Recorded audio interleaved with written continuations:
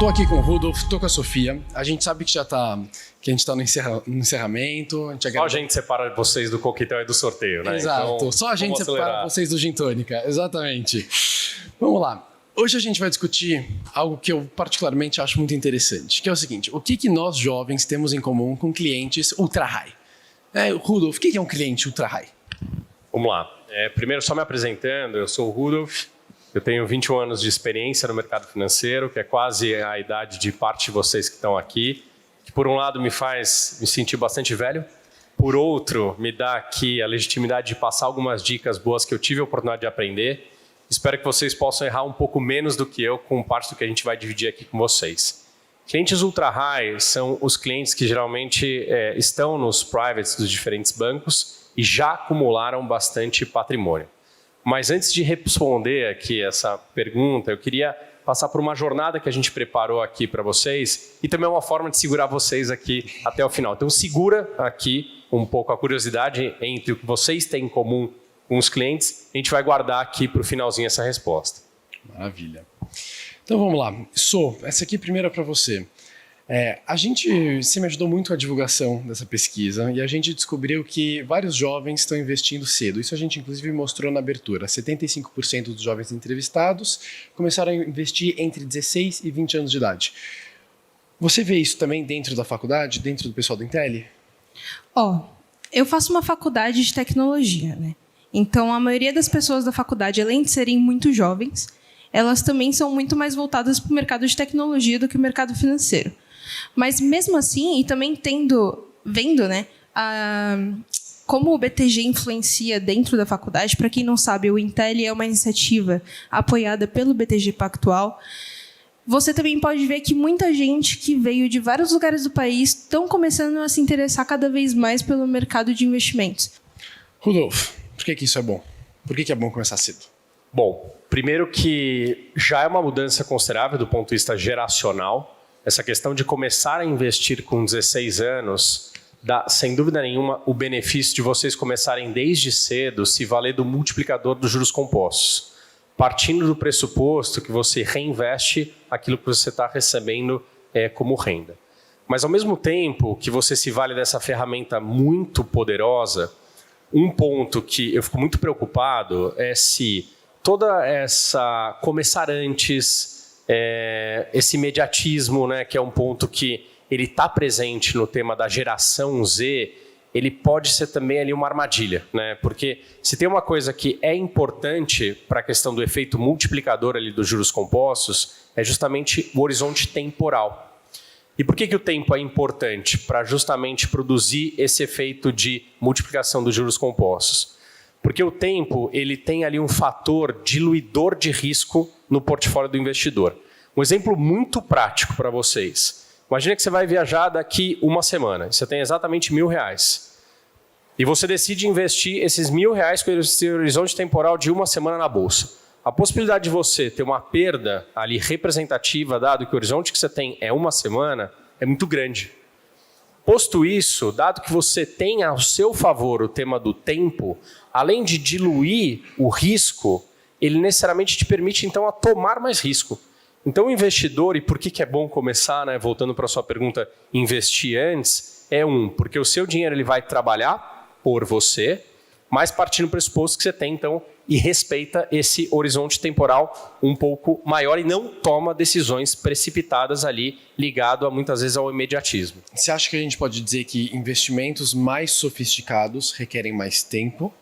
E, portanto, para o jovem obter os retornos destes investimentos sofisticados, a gente tem que deixar o tempo correr? Com certeza. Eu trouxe para vocês aqui uma citação, se puder, Rafa, ir um pouquinho para frente, porque não sou eu que estou falando isso, né? Pode passar mais um, por favor? Reza a lenda que o Bezos perguntou para o Warren Buffett, né? Se a estratégia dele de investimento era tão simples, por que todo mundo aqui não replicava essa estratégia e ficava bilionário como ele? E a resposta era aqui. Ninguém quer ficar rico devagarinho. Então, quando o Warren Buffett ele faz um investimento em uma ação, o valor que ele entende que ainda pode se destravar daquela ação não necessariamente conversa ali com um horizonte temporal de uma semana, um ano, ou às vezes até 10 anos. Né? Então, sem dúvida nenhuma, o horizonte temporal ele é importante para um investimento como ações e qualquer outro que seja mais sofisticado. Vamos falar de imediatismo, vamos falar de ansiedade. Vamos. Na realidade, eu tenho uma pergunta para você, Rodolfo. Vamos lá. Você acha que essa questão do imediatismo é uma questão jovem, uma questão dos jovens ou uma questão do brasileiro? Ótima pergunta. Eu acho que, infelizmente, não é só do jovem, é do brasileiro também. Né? Quando você pega, e é uma questão cultural, a capacidade que a gente tem hoje como sociedade de se planejar é muito baixa. Né? No Brasil, o pessoal brinca, né, que o longo prazo ele está basicamente pautado na máxima de que você vende o almoço para comprar o jantar. Então, a nossa sociedade em si, e até pelo nível de volatilidade que você tem, seja no mercado, seja do ponto de vista de ciclos econômicos, governos, eles te remetem e te forçam a sempre estar pensando exatamente no curtíssimo prazo. Isso, do ponto de vista de estratégia de investimento, é muito ruim. Então, infelizmente, não é só uma questão geracional, é também ligado à questão da sociedade brasileira. Mas, assim, você vê que isso, com o tempo, no Brasil, melhora cada vez mais? Ou você sente que a gente está numa mesma há muito tempo e que isso, de fato, é algo que a gente precisa trabalhar muito mais do que a gente imagina? Olha, eu acho que tem coisas que mudaram e coisas que não mudaram. Uma que mudou, que eu trouxe aqui para vocês, se puder avançar um pouquinho, Rafa, a questão, por exemplo, né, do investimento, e seja você fazendo sozinho ou você delegando, né, para alguém. Né? Me surpreendeu muito quando vocês trouxeram na pesquisa essa constatação de que 81% dos jovens hoje tomam decisão sozinho de investimento. Eu acho super interessante, isso mudou, porque do ponto de vista geracional, antes você tinha ali a questão da delegação. E o investidor ele confiava 100% num gerente de banco, que até então nem era um assessor, e entregava ali o patrimônio para que ele pudesse ali tomar a melhor decisão possível. Eu ainda acredito muito na questão da assessoria, no entanto eu acredito numa relação de melhor equilíbrio entre conhecimento do assessor e, por exemplo, do investidor, para poder, inclusive, discutir mais. Então, isso foi uma coisa que mudou. Agora, isso mudou para melhor? Depende. Se um jovem vai lá e ele mesmo busca o conhecimento, e eu acabei de ver, né, a palestra anterior falando sobre cripto, eu achei super interessante, e um dos pontos que foi tratado ali era a questão do upside que existia, ou da potencial alta que existia, com base numa análise grafista, né? Esse não deveria ser o primeiro passo para o investidor que está indo lá buscando um aprendizado de tentar começar a entender o mercado. Pelo contrário, deveria ser o mais básico possível. E isso não mudou. Que é o quê? Que é o planejamento financeiro. O planejamento financeiro ele é mais importante do que você acertar se aquele ativo vai subir ou ele vai cair.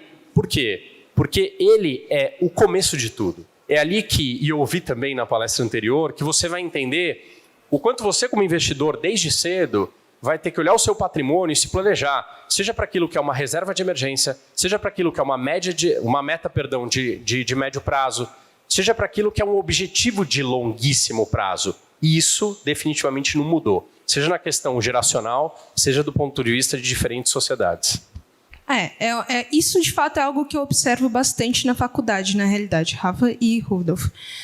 O IntelliFinance, eu sou parte do IntelliFinance. O IntelliFinance, esses dias, não faz muito tempo, faz acho que 1 ou 2 meses, a gente promoveu uma aula de educação financeira dentro da faculdade. Por quê? A faculdade, o Intel em si, ele é muito disseminado. Tipo, tem muita gente de muito lugar do país lá dentro, de várias questões sociais diferentes, vários níveis sociais diferentes. Muitos nunca tiveram nem contato algum com o mercado financeiro, porque esse incentivo não existe nem dentro de casa, muito menos na escola, infelizmente, o que eu espero que esteja mudando, e eu observo isso também, mas que tem, por exemplo, acesso a isso na internet, que foi o meu caso. Só que é isso que você falou. O primeiro contato que ele tem é tipo uma notícia sobre Bitcoin, por exemplo. E aí ele não sabe nem o que é, por exemplo, uma reserva de emergência. Então a gente se preocupou, junto com a diretoria da faculdade, a trazer esse tema dentro do Intel, né? E lá a gente abordou toda essa questão de educação financeira básica, ok, você precisa guardar seu dinheiro, você precisa gastar menos do que você ganha, e etc. Que são coisas que não são óbvias, principalmente no nosso contexto, né? E são menos atrativas, né? Porque é muito bacana você falar que você investe no mercado de ações fazendo uma análise grafista. Mas se você não separa nem aquilo que é uma reserva de emergência daquilo que deve ser um investimento de médio e longo prazo, qual que é o valor que isso vai conseguir te agregar, né? Um outro ponto que a gente trouxe aqui para vocês, também pautado na pesquisa que me surpreendeu bastante, essa questão de quase metade dos jovens pensando primeiro no produto e não na classe de ativo, que isso me surpreendeu bastante. Vamos tentar colocar numa ordem? Se a gente quiser colocar a nossa vida financeira em ordem, tá? Etapa número 1, planejamento financeiro, certo? Perfeito. Como poupar. Isso. Agora vamos supor que poupei, Isso. consigo poupar recorrentemente. Perfeito. Qual que é o passo 2? O passo 2 não é pensar no ativo, né? A gente trouxe aqui uma pirâmide invertida que ela deflagra qual que é a importância de cada um dos passos. Se puder avançar, por favor. O primeiro e o mais importante é o que a gente chama no mercado de asset allocation. Basicamente aqui é a definição das classes de ativo no portfólio do investidor. A segunda, sim, é a questão da escolha do ativo. E por que a gente segue ali essa regra, né? Primeiro, para evitar uma máxima que a gente vive na escolha do ativo, que é escolher, por exemplo, o ativo da moda, né? E o ativo da moda, geralmente, ele conversa com o ativo que ele performou bem no passado.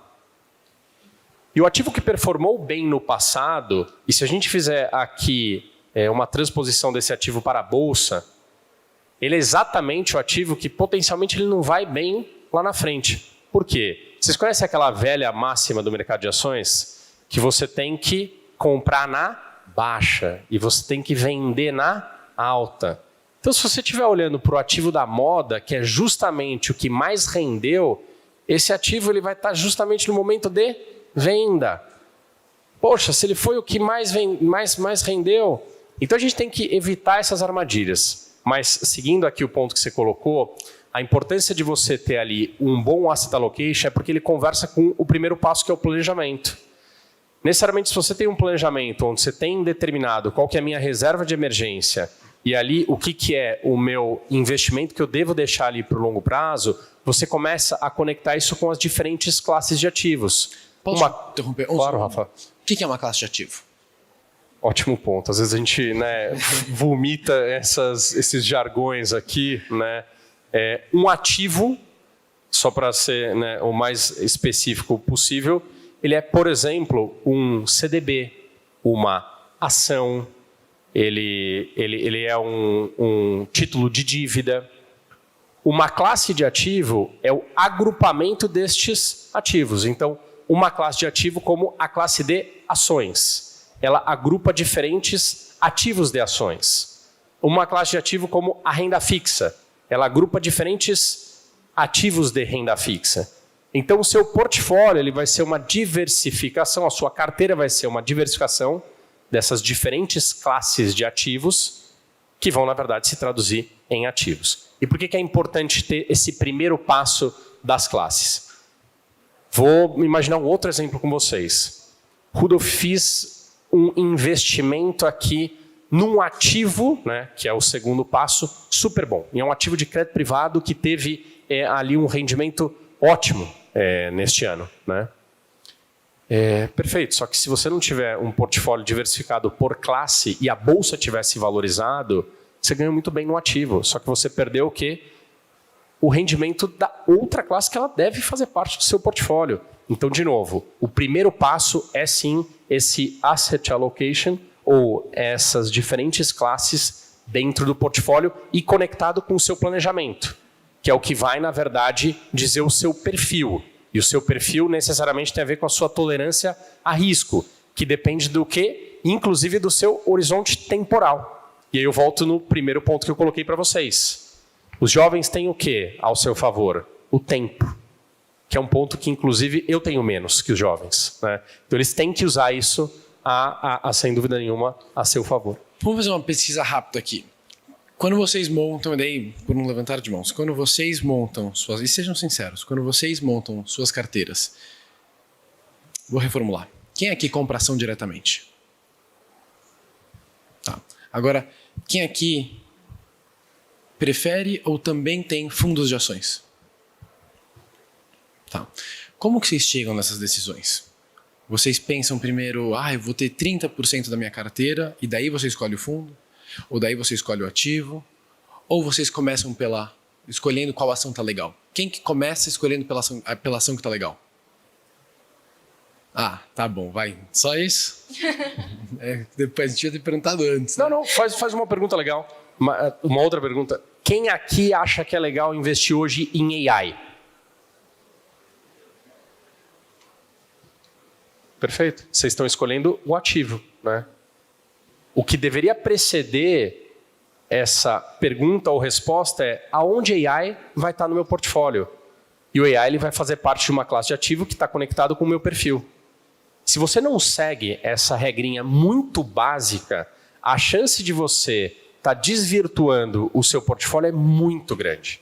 E eu já vi isso acontecer. Nessa máxima, inclusive, do produto da moda. Que agora, não só porque ele rendeu bem, é bacana você falar que você investe em AI. E não que seja ruim, eu acho que sim, é uma mudança estrutural, mas ele tem um papel no seu portfólio e você precisa antes responder qual que é o papel que AI tem no meu portfólio. Pô, eu fiquei muito feliz de ver o pessoal terminando o último painel de Bitcoin, fazendo, né, um alerta quase que é super bacana investir em cripto, mas a cripto ela tem o quê? Um espaço dentro do portfólio. E para você chegar nesse espaço, antes você vai ter que passar pelo planejamento, entender ali como é que esse planejamento vai conectar com as diferentes classes de ativos dentro do seu portfólio e aí sim chegar no produto e por último, chegar ali no tema da gestão ativa, né? Que ela é o asset allocation tático, que é o quanto você desvia do estrutural. É interessante, né? Se eu vi um cara que trabalha numa gestora de fundos, inclusive desmerecendo parte do valor do tático. Frente ao estrutural, o tático representa muito pouco. Sabe aquele seu tio que conta no churrasco de família que ele fala, olha, ganhei neste momento X% na alocação do ativo. Se isso não estiver bem posicionado no portfólio dele do ponto de vista de classe de ativo, não significa absolutamente nada no horizonte temporal mais longo. Vamos fazer um exercício então? Bora. O definir se eu quero 5, 10 ou 1% da minha carteira exposta a criptoativos é qual etapa? Como classes de ativos. Primeiro, ótimo ponto, para a gente exercitar na prática. Primeiro, partindo do pressuposto que você já tem um planejamento, que você sabe aquilo que é curto, médio e longo prazo. Meu planejamento eu pretendo morrer aos 100 e eu quero investir durante 80 anos. A partir desse pressuposto. Tá? Ótimo. Então, eu estou tranquilo com o fato de que eu vou ter volatilidade pra caramba, mas que eu pretendo diluir isso no longo prazo. Então, eu quero sim ter um componente mais arrojado na minha carteira. Perfeito. Então, beleza, meu perfil, certo? Isso. Agora a gente vai montar a minha alocação. Exato. É aí que eu vou definir se eu vou ter 5, 2 ou 10% de cripto? Com certeza, porque cripto ele vai fazer parte da sua classe de renda variável. Então a gente está aqui, Asset Allocation estratégico. Perfeito. No momento que eu for definir se eu quero comprar o Bitcoin, se eu quero comprar algum outro tipo de moeda, ou se eu quero comprar Hash 11, apesar que mentira, né? Hash 11 é quase que... Sim. Mas enfim, eu, fazendo uma pergunta aqui no palco, o Hash 11, eu poderia dizer que ele é puramente passivo? Ou ele tem um componente de gestão ativa? Eu não sei. Ele não deixa de ser passivo por replicar ali criptos, ou seja, ele é uma forma de você se expor a essas criptomoedas, só que só precisa tomar cuidado, né? Porque ele tem bastante risco por trás. Mas o risco ele está menos ligado à gestão e sim mais ligado ao componente de oscilação do ativo. Mas voltando para o seu ponto, partindo do pressuposto que você já definiu no seu portfólio o tamanho da classe de renda variável e que seja, por exemplo, ali 10%, o cripto vai comer um pedacinho dessa parcela de renda variável. Tá, e daí quando eu for selecionar o Bitcoin, por exemplo, eu tô aqui, Perfeito. né? Eu tô na escolha de produtos, Isso, que é aquela segunda etapa. que é a segunda etapa. Mas você já definiu o percentual que você tem estrutural em renda variável. Em cima. Daí eu decidi que eu quero Bitcoin ou Ethereum. Eu tô aqui, Isso. eu tô na escolha de ativos. Para Perfeito. facilitar a vida do pessoal, vamos Isso. falar de ações? Vamos. Se eu decidir que eu quero 50% da minha carteira em renda variável, certo? Eu tô aqui. Tô aqui em cima. Isso, perfeito. Que é o quanto Agora eu vou decidir a comprar. classe de ativo Isso. compõe o seu portfólio. Agora, se eu vou investir através de Petrobras, Vale, etc. É a segunda etapa. Na parte de produtos. Perfeito. Né? Então, aí que é importante entender a diferença de classe de ativo e produtos. Perfeito. Certo? Isso. E qual dessas duas etapas é o que traz o retorno robusto? Com do certeza a patrimônio? primeira. Por quê? Porque se você for olhar os grandes movimentos que acontecem no tempo, eles impactam as classes e o retorno do ativo ele é diluído. Então, se você não tiver uma carteira bem diversificada nas respectivas classes que conectam com o seu perfil, o ativo em si ele pode te trazer um grande risco. Pensa no seu exemplo, se você não tivesse seguido esse passo a passo e não estabelecido quanto que é o percentual que a classe de renda variável deve ocupar do meu patrimônio, você poderia ter, pela visão do ativo, 100% da sua carteira alocada num criptoativo, que ele pode te distanciar do seu objetivo, que é, dentro desse horizonte temporal bastante longo que você colocou, que você vai ter, que pode ser no meio do caminho, comprar um apartamento, pode ser ali uma necessidade de uma reserva de emergência. Então é por isso que você tem que ligar o planejamento com as classes e depois ali o ativo como parte dela. E tem, obviamente, um outro fator que o pessoal no painel anterior citou aqui, que é o efeito também de diversificação. Você decidindo, né, por um ativo, necessariamente ele deveria ser parte desta classe que você tomou a decisão antes. Que eu quero dizer, ele não necessariamente vai ser o único.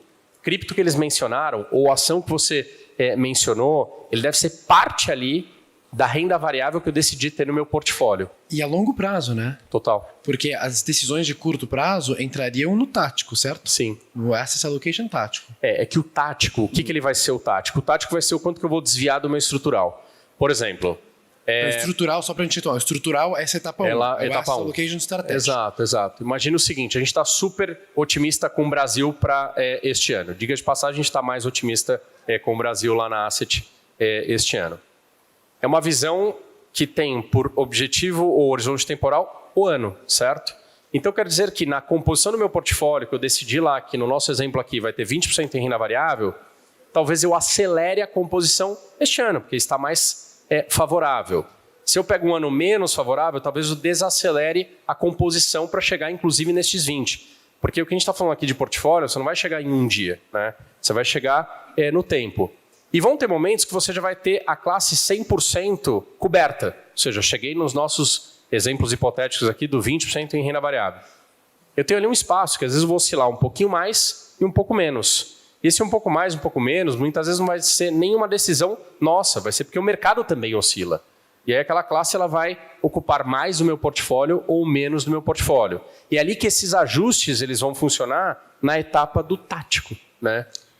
Eu tenho uma pergunta complementar ao que você acabou de falar, talvez mais para sintetizar na minha cabeça. Qual seria a janela de tempo ideal para eu rever a alocação de ativos dentro da minha carteira? O tal do rebalanceamento, né? Ótimo. No banco, né, a gente revê o asset allocation estratégico todos os anos. Então, todos os anos a gente está lá e revê o quanto que é o percentual estrutural que a gente tem ali em cada portfólio. Então, só para dar um exemplo mais prático para vocês. Lá na Asset a gente tem o que a gente chama de fundos balanceados, que investem em diferentes classes de ativos. Eu começo o ano com um percentual definido para cada classe. Faço ali as escolhas de ativos e depois, ao longo do ano, eu vou oscilando taticamente aquela exposição. Passou um ano, eu revejo de novo se aquele estrutural está conversando com a minha visão para aquele ano. Entendi. Então, tipo assim, a análise primeiro é tipo uma análise macro, tipo, o que vai acontecer durante esse ano. Isso. Aí depois eu olho, tá bom. Uma vez que eu sei o que vai acontecer esse ano, o que eu acho que vai acontecer esse ano, porque uma pandemia pode acontecer do nada. Isso. Eu vou falar o que eu quero, porcentagem do que eu quero de cada classe de ativos dentro da carteira. Depois eu vou atrás dos ativos em si e eles podem mudar durante o ano tranquilamente, só que respeitando ali a minha carteira que eu setei inicialmente, certo? Certo, aqui o que geralmente acontece é que as pessoas elas contaminam o estrutural com o tático.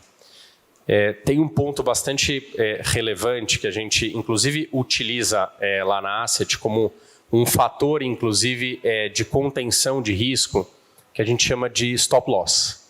Né? O que é o stop loss? O stop loss é quando a gente tira a decisão do gestor do portfólio e passa para a área de risco. Por quê?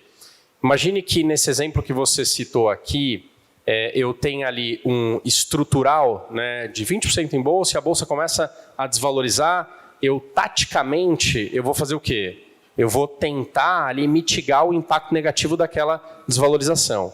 Mas eu nunca posso, naquela janela e naquele horizonte temporal, ir lá e mudar a minha posição simplesmente porque eu estou perdendo mais. E aí que a área de risco entra e fala, opa, perdeu demais, zera. Para que você sempre se atenha ao que? Ao estrutural. O estrutural, ele é super importante. E geralmente as pessoas são contaminadas pelo tático. E é isso que vocês devem ali evitar. Claro que o tático é importante. E eu quero talvez estar, neste mês, mais exposto à renda variável. No mês seguinte, mais exposto à renda fixa. Mas eu sempre vou ter que respeitar este percentual estrutural no meu portfólio, seja um fundo de investimento, seja a carteira de vocês como investidores. Pessoal, alguém tem alguma dúvida nesse ponto? Aliás, nesta altura? Porque eu acho que a gente poderia fazer disso aqui também uma conversa dialogada com vocês. Se alguém tiver alguma dúvida, por favor, levante a mão, que a gente vai trocando ideia. O pessoal entendeu tudo.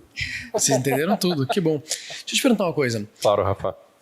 Pandemias, bolhas, riscos, né, ou grandes perdas acontecem com uma certa frequência, né? Sem o mercado dúvida. sobe, desce, a gente discutiu várias crises aqui na plenária hoje. Isso. A gente falou de Covid, Perfeito. A gente falou de 2008, a gente falou de bolha dos dot-com, a gente falou, inclusive, no painel, de crise da Rússia, crise de 87.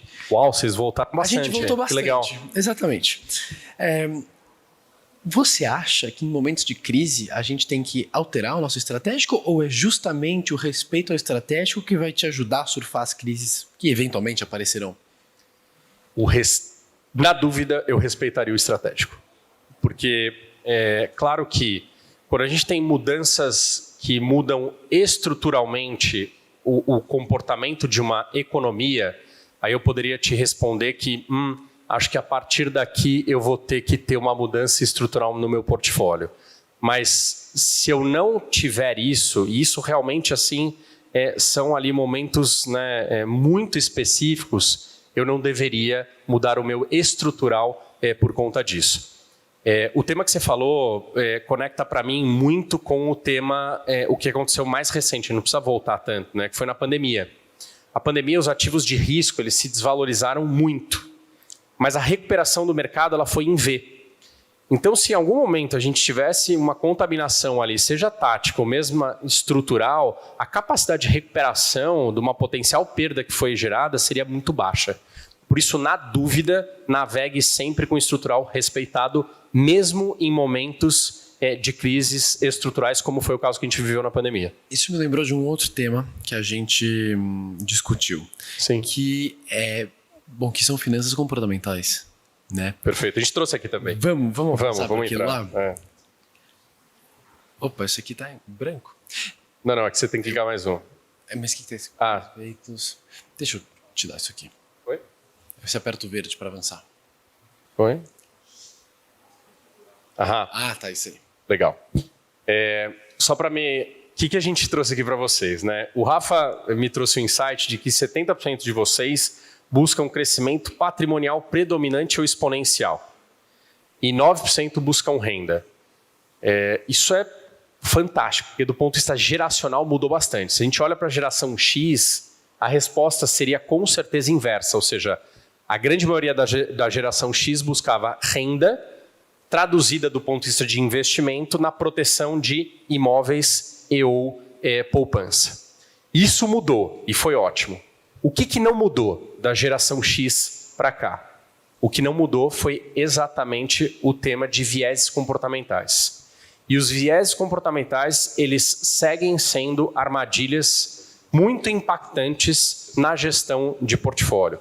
Tem um livro que ele já é bastante antigo, mas eu continuo recomendando ele, do Benjamin Graham, que fala do investidor inteligente, que ele cita, e um dos pontos que eu acho mais relevante é o tema da irracionalidade dos mercados e justamente os movimentos, principalmente em manada, que geralmente ocorrem nos mercados de ações.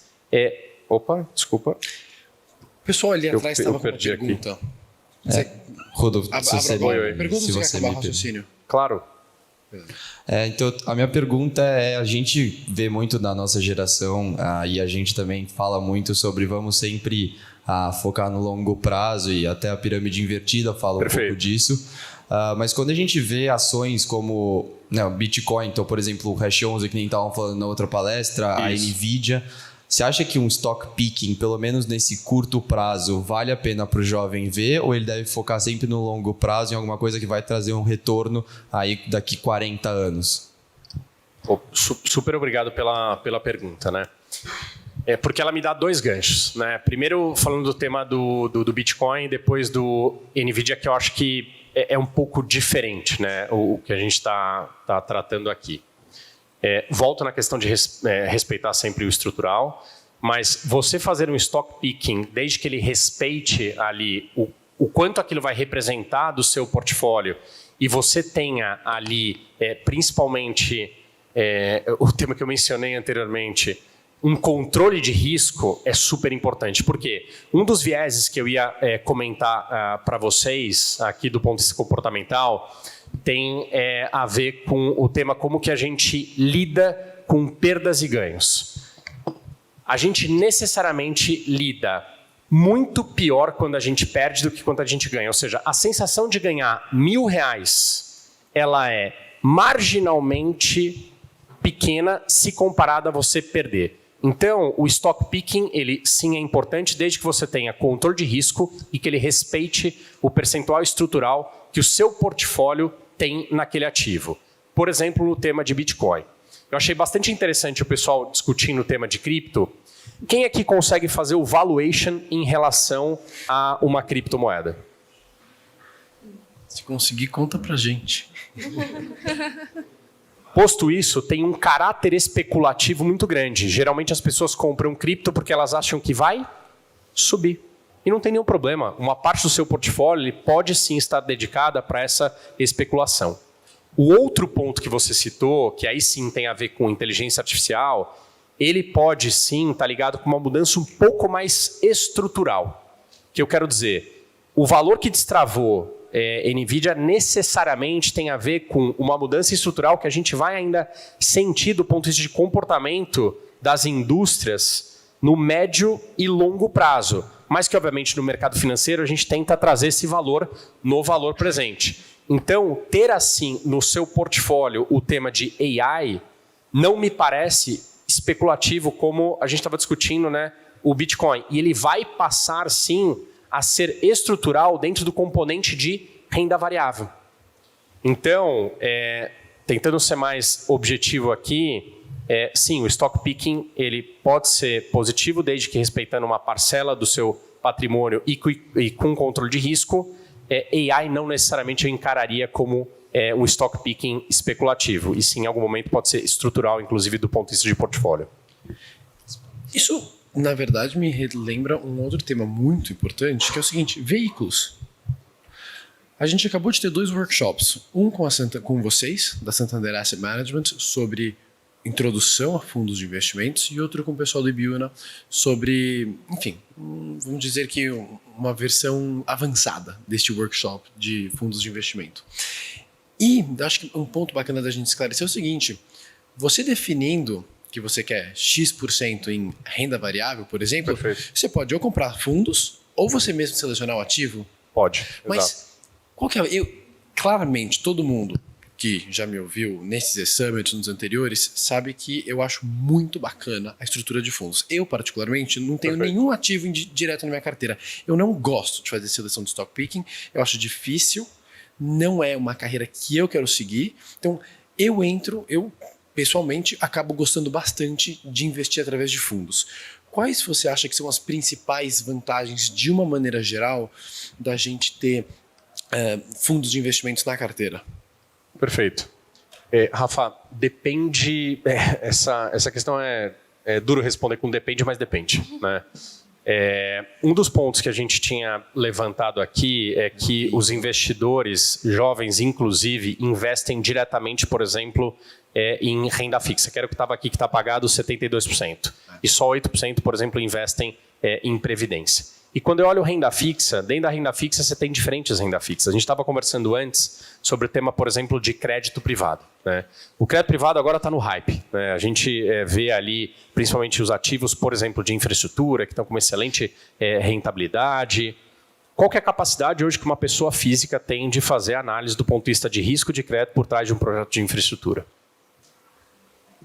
Me parece relativamente baixa, né? Então, se você também se conecta com uma capacidade baixa de fazer essa análise, eu recomendo que, primeiro, se você quiser investir direto, você tenha ali o apoio de um assessor, que é quem ali pode ali te trazer ali os principais riscos em relação àquele ativo, ou faça através de um veículo que é justamente um fundo de investimento. E falando especificamente do crédito privado, os veículos ali, os fundos de investimento, eles contam ali com gestores profissionais, que são, por exemplo, equipes de análise de crédito que se dedicam para justamente entender os riscos por trás daquele ativo. 2, gestores que eles buscam ali os melhores ativos dentro de um processo ali de seleção muito criterioso. Então, na verdade, você vai estar contando com um time de profissional que vai gerir esse veículo, que vai fazer justamente, às vezes, de entender o risco por trás daquele ativo. Quando a gente transpõe para o mercado de ações e conectando com a pergunta do stock picking, isso também é relevante, porque além da análise fundamentalista que ela pode estar por trás da compra de uma ação, você pode ter um market timing, que é alguém que está ali 100% do tempo olhando o mercado e entendendo qual é o melhor momento de você se posicionar. Então, como você colocou, se você não é o cara que vai estar se dedicando 100% para isso, você delegar, seja então num fundo de crédito ou num fundo de ações, faz bastante sentido. E um ponto que me chamou muito a atenção quando eu vi a pesquisa que vocês discutiram no primeiro painel foi do preconceito que existe com alguns veículos, né? E para mim o que mais me deixou preocupado foi o preconceito que existe com o veículo previdência. Só 8% dos jovens responderam que investem em previdência.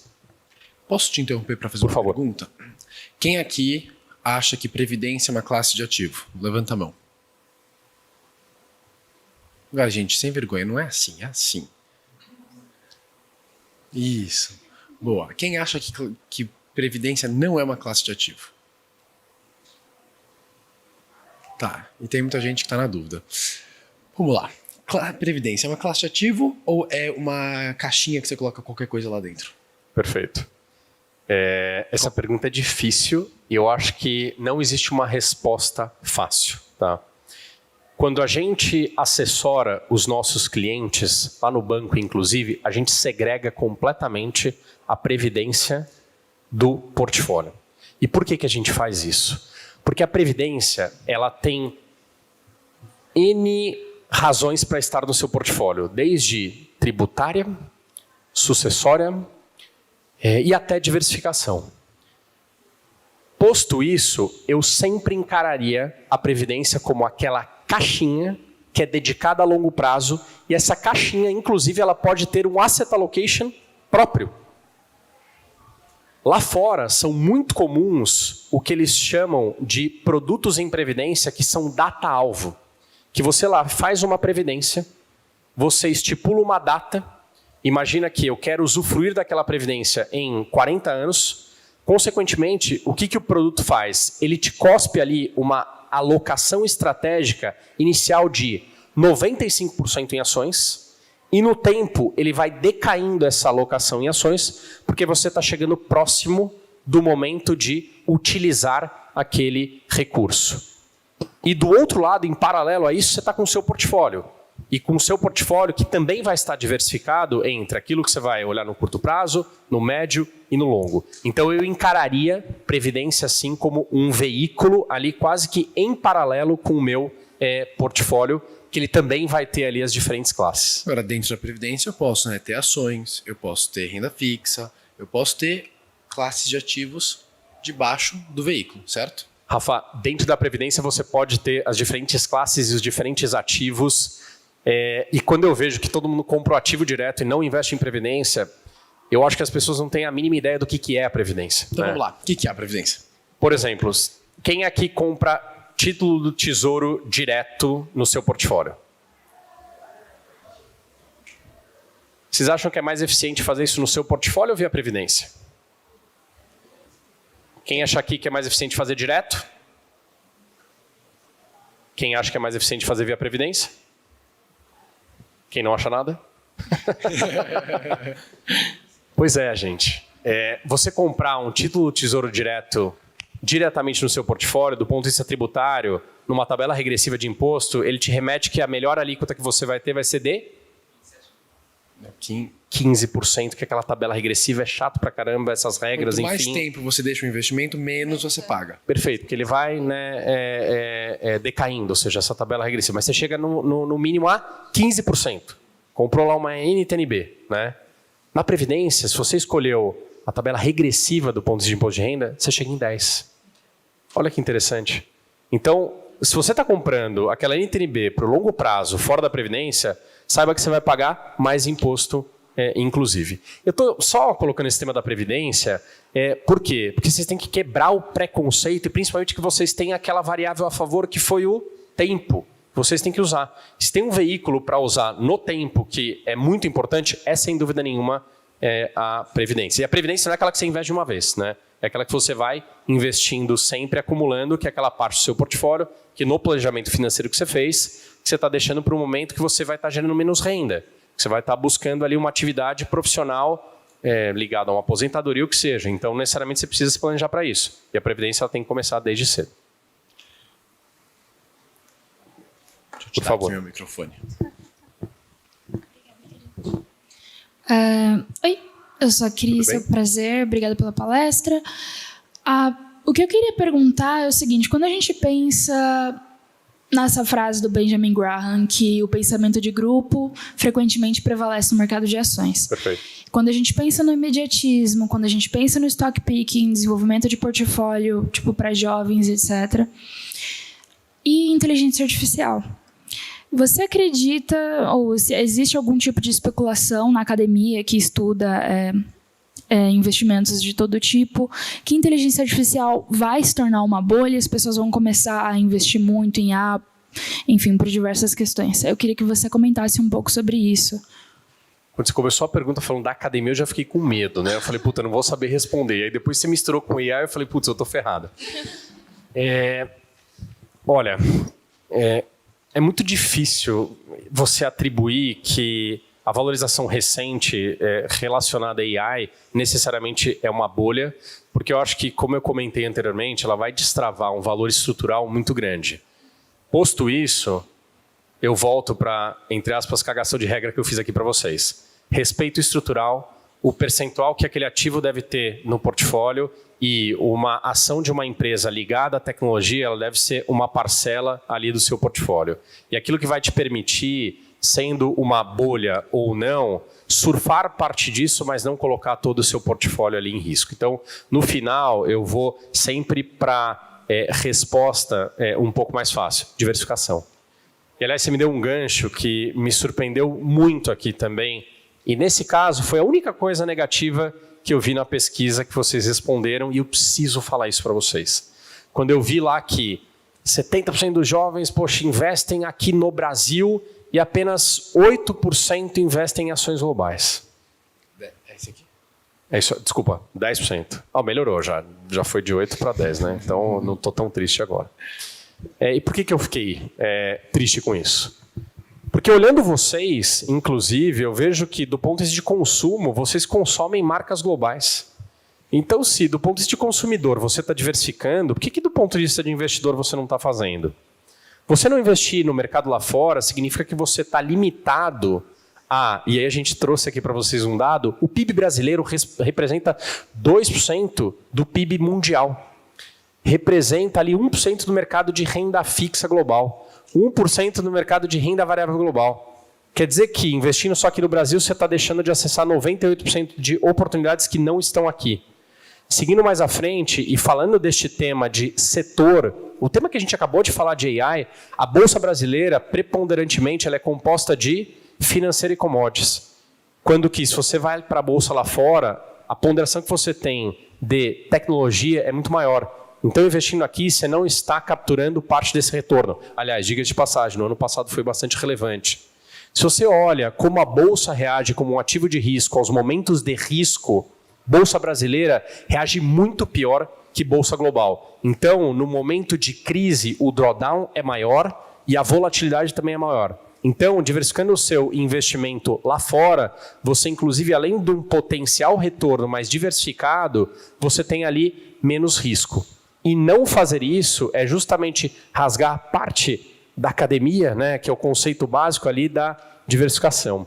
Especificamente lá na Santander Asset, sendo ali a gestora global com maior presença aqui no Brasil, a gente faz bastante isso e utiliza justamente os veículos, que são os fundos de investimento, para acessar esse mercado lá fora. Porque muitas vezes o que a gente se depara é, poxa, mas isso aí é para um cliente ultra high, que tem ali uma conta lá em Miami, por sua vez tem um veículo para investir. Não, isso aqui é para vocês. Ou seja, com pouco recurso, através de um fundo de investimento, eu consigo ter um profissional acessando o mercado de ações globais e trazendo isso para vocês. Então, este é um ponto que eu queria deixar aqui muito como uma provocação, dado o quanto me surpreendeu esse tema aqui da pesquisa, que é a diversificação. Quando a gente fala de diversificação, ela não é só de classe, ela é de ativo e ela é inclusive de geografia, ela é inclusive de moeda. Então o portfólio de vocês ele deve respeitar também esse conceito.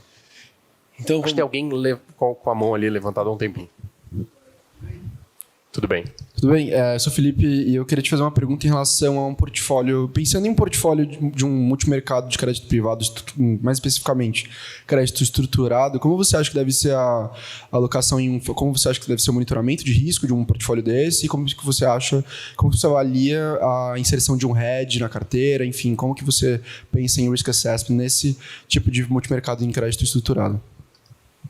Tá, bom, primeiro que assim, os multimercados, geralmente, eles se valem da preponderância de risco de mercado. O que quer dizer preponderância de risco de mercado? Eles investem em ativos como, por exemplo, bolsa, renda fixa, que oscilam e, consequentemente, este é o maior fator de risco. Quando a gente fala de crédito, é um outro risco, né? E, aliás, eu tinha comentado isso com o Rafa. É um risco muito sorrateiro, porque o risco de crédito, e para quem investe em ativo de crédito, tem que tomar cuidado porque ele não avisa. Ele oscila menos. Principalmente aqui no Brasil. Lá fora, quando você tem um mercado de bons com bastante liquidez, até você tem um pouco mais de oscilação. Isso gera a falsa percepção de que este ativo de crédito, por exemplo, não tem risco. Lá nos portfólios que a gente tem na Santander Asset, a gente busca separar bastante essas coisas. Ou seja, a gente tem fundos dedicados para risco de mercado e a gente tem ali fundos dedicados para risco de crédito. Vamos só botar num português correto? Calote, né? Risco de calote. Perfeito. Risco de quebra. Risco de, assim, o cara não te pagar o dinheiro de volta. Exato, que é meio binário, né? Posto isso, como é que a gente faz o controle de risco destes dois tipos de ativo, né? De risco de mercado, a gente tem ali métricas como, por exemplo, a que eu te mencionei, do stop loss. Então, se eu estou ali, por exemplo, num fundo de ações e eu tenho ali uma perda muito grande, muitas vezes até pelo behavior, o gestor, ou o investidor pessoa física vai querer recuperar e esse gestor pode ser estopado, então isso é uma métrica de risco, além, obviamente, do controle e respeito à volatilidade, quanto que aquele fundo pode oscilar. Isso para os multimercados e ativo de risco. Para risco de crédito, não. Ou seja, essa questão da volatilidade ela é menos relevante. O que a gente faz ali é o quê? A gente se vale por rating, né? Então, imagina que eu tenho ali um fundo de crédito que ele tem ali um papel de ser uma parte conservadora do portfólio do cliente. Então, a gente vai acessar ali ratings de altíssima qualidade, ou seja, notas altas, né? Mas você está se baseando, então, apenas em agências? Não. São ratings, inclusive, internos que a gente atribui do ponto de vista de risco para cada ativo de crédito. Então, a depender do veículo, a gente tem diferentes métricas do ponto de vista de controle de risco. A gente está chegando ao final do terceiro Z Summit. Boa. E vamos responder, então, aquela pergunta inicial. O que o jovem tem em comum com o cliente ultra high? Ótimo. Eu espero que essa trajetória aqui da nossa discussão tenha ajudado, né, a vocês a entender, né, um pouco mais sobre investimento. E a resposta aqui do que o jovem tem em comum com um cliente ultra high, infelizmente, ainda não é o patrimônio. Mas pode vir a ser.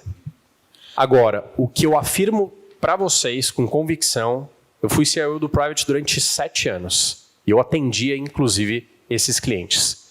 O que eles tinham em comum com vocês era a necessidade de um processo de investimento que ele tenha planejamento financeiro, que ele tente evitar aqui as armadilhas que a gente falou aqui de finanças comportamentais, que ele respeite um asset allocation estrutural, que é mais importante ali que o tático, e que ele parta do pressuposto da diversificação. Diversificação essa que ela pode ser não só no Brasil, mas fora.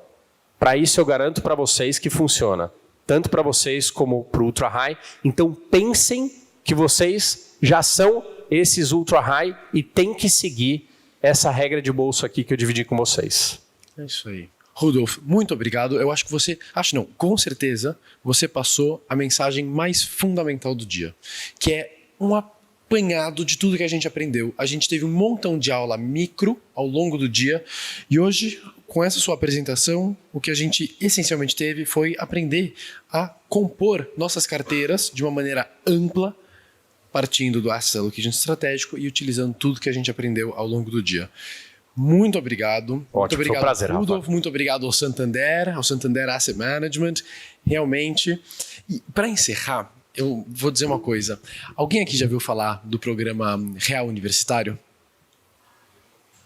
O Banco Real, lá atrás, em 99, criou um projeto de abrir conta corrente com crédito e cartão de crédito, cheque especial e cartão de crédito para universitários. O Banco Real apostou nesse público que somos nós.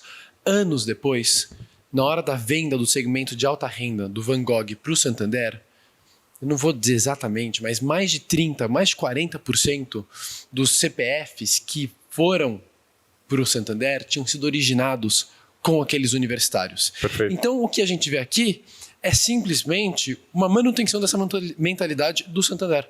De vamos tirar um tempo aqui para falar com os jovens, vamos investir nesses jovens a longo prazo e muito obrigado. É isso, a gente quer que Imagina, vocês investam na obrigado. gente. Foi um prazer, gente. Obrigado. Obrigado.